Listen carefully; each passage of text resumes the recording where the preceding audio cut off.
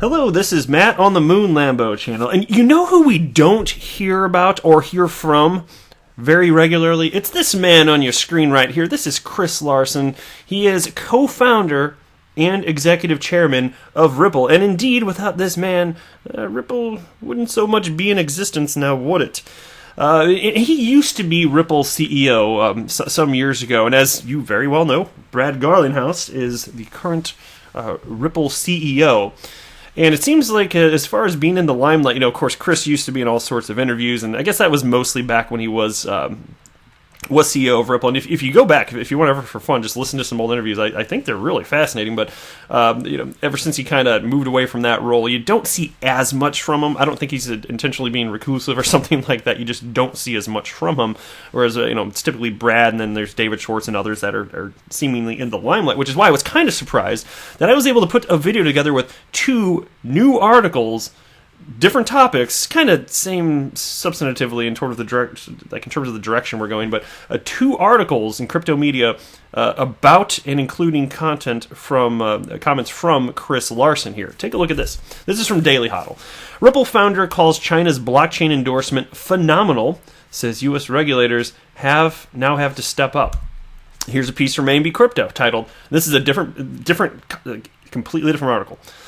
Ripple's Chris Larson believes AIR will enable collaboration between regulators and industry. And so largely what we're talking about is the ultimate acceptance by government of XRP and crypto. That is indeed what we're talking about here as it pertains. Because look, I don't think anyone's going to dispute there is a lack of regulatory clarity as it pertains to crypto and the blockchain industry the world over. Pretty much tell me what your geographic region is, and I'm going to tell you we need progress here as it pertains to regulatory clarity. But it is coming. I've also got a piece about XRP from A&B Crypto here, unrelated. Check it out, though. XRP's tech and GSG's aid aim to bring new sense of transparency to charities. And then I've got a tweet I want to share with you from an XRP community. As I was just scrolling through my Twitter feed, I found it interesting. I thought I wanted to share it with you, so I'm going to do that. And then I've got an article unrelated to any of this that I just found fascinating from Daily Hodl. Plan B. One, I still think that you need a better name. What are you thinking when I say Plan B? Anyway, Plan B, $1 million Bitcoin model not built to last. Plus Ripple, XRP, Litecoin, Ethereum updates. Now, before we get rolling here, if you would please delicately tap that like button. And if you're a fan of Ripple and XRP and you are appreciative of Chris Larson, even though he's not in the news as much as he used to be, go ahead and subscribe to the Moon Lambo channel. It is the prudent thing to do. And if you do not do this, your life for sure will be incomplete. Let's go ahead and hop into the first piece here. Again, this one's titled, Ripple Founder Calls China's Blockchain Endorsement Phenomenal, and says U.S. regulators now have to step up. Ripple founder Chris Larson says the recent endorsement of blockchain technology from China's President Xi Jinping is putting pressure on U.S. regulators to act. In a new interview at San Francisco Blockchain Week, Larson says the move from one of the world's biggest economies exposes how critical it is for the United States to create clear guidelines that support emerging fintech solutions such as blockchain and digital assets. XRP, right? It's another phenomenal move. This is big news. This is big news because it's a big organization saying that this is critically important technology. And I think now with China's move, putting that on the list of critical technologies right up there with AI and quantum computing, that's huge. I think that's probably a watershed moment. I think what it means, though, is obviously the U.S. regulators have got to step up. And then the article continues. Larson points to the crucial role the United States played in adopting and supporting the internet as a roadmap for how regulators should embrace blockchain. He thinks it's taking regulators longer to act because of the complications inherent in dealing with banks and financial institutions. And here's another quote from him now. Check this out. There was a critical moment in 1997 when regulators laid out a framework for the internet. And that's kind of what you need here. And we haven't done that yet. The other difference, though, is finance is just way more complicated than when we're just dealing with data. Way more complicated. Words can only do so much, but money can buy bullets. The consequences are more severe. I get that. I respect that. It's a really hard thing. But we've got to step it up. And with China's announcement now, I think we're really in danger of falling behind and sending more companies abroad. And indeed, and I've cited that. I've cited at least a few companies over the last several months that have publicly announced they're leaving the United States due to a lack of regulatory clarity. You don't want that if you're and I'm in the United States. I'm living in the good old Midwest, the heart of America. Late last month, Ripple revealed its new office in Washington, D.C. as it tries to educate policymakers about blockchain. Craig Phillips, a former counselor to the secretary at the U.S. Treasury Department, is joining Ripple's board of directors to help lead Ripple's push for regulations that support rather than stifle the emerging industry. And look, I'm an optimist. I consider myself an optimist because I am, by nature, I have more of a sunny disposition. I'm glad I'm wired that way, but I am also absolutely a realist. I am definitely a realist. That said, I am confident that eventually, from a regulatory perspective, the United States will get to where it needs to be. I just hope it happens sooner than later. And I'm cautiously optimistic that it will happen before all the innovation that could occur here instead develops in other countries around the world. But we'll see. We'll see. Here's another article again. Chris Larson here. Ripple's Chris Larson believes AIR will enable collaboration between regulators and industry. While partnership-driven adoption means the status quo for the crypto ecosystem, a group of entrepreneurs, including Chris Larson, executive chairman and co-founder of Ripple, has announced the launch of a new alliance to help regulators embrace technology and integrate innovation into their organizational DNA. The Alliance for Innovative Regulation, AIR, was announced via Joanne Barefoot, as opposed to Joanne Shoefoot, but man, I make terrible jokes. AIR's co-founder and CEO, who highlighted the initiative's motive by stating, quote, Facebook's Libra announcement is the latest recognition that fintech innovations are outpacing the tech readiness of our system. To keep up with the exponential change of technology, regulators have to radically decrease innovation cycle time and adapt quickly to new technologies. Indeed, and that is something that so far we haven't really seen. If you think about what Hester Pierce has stated fairly recently, within the last couple of months or so, and I covered it when she said it, she publicly stated that she thinks that her fellow SEC workers, her coworkers, are slow to regulate because they're worried about what might happen once they put regulation out there. She believes that once regulation is out there, if something goes terribly, they're worried about their own necks. That's Hester publicly stated that.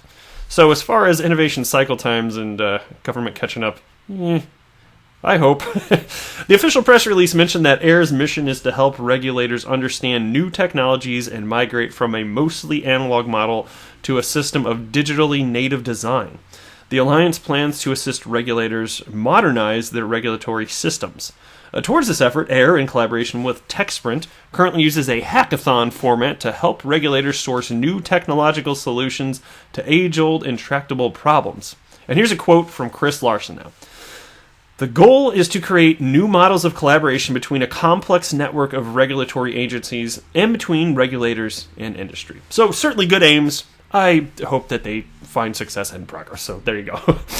All right, on to the next topic now. XRP's tech and GSG's aid aim to bring new sense of transparency to charities. The XRP community, often touted as an army, has been leading the charge in developing the XRP ecosystem. TipBot is one such development, with its availability paving the way for users to tip anyone with XRP.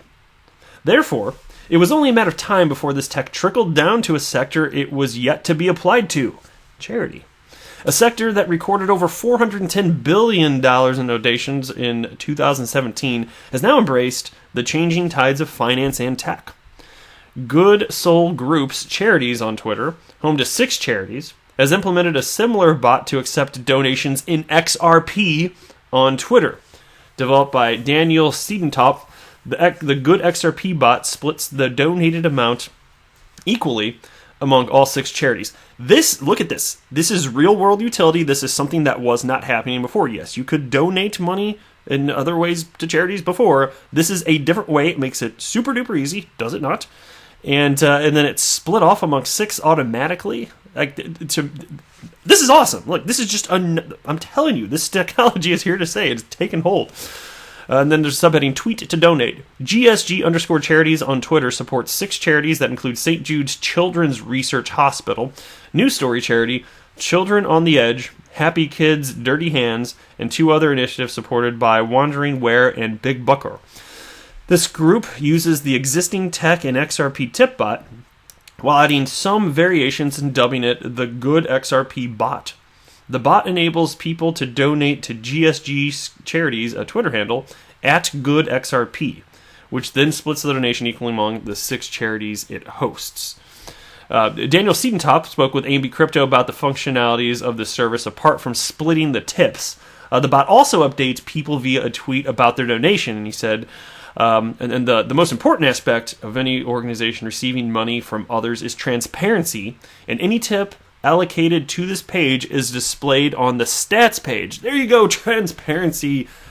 Praise the Jesus. That's exactly what you need, is transparency when it comes to this stuff, especially charities, because let's be real. We all support, we love the concept of charity, but you don't necessarily know, how much of that money is making it to the charities intended, how much is going to bloated staff, this or that, depending on the charity, and that's a legitimate concern. So I would just say this, even though you can't answer functionally how all of it's necessarily used, at least you know it is indeed going to them, because when there are catastrophic instances like hurricanes decimating third world countries, there have indeed been questions as to how much of the money that people are putting out, because it's coming from the kinds of all that money that they're putting out there, how much of it is actually getting to where it intends. And there have been stories in the past where unfortunately it's not a meaningful percentage of that because of corrupt people. And you know what? As my grandpappy used to say, people are no damn good.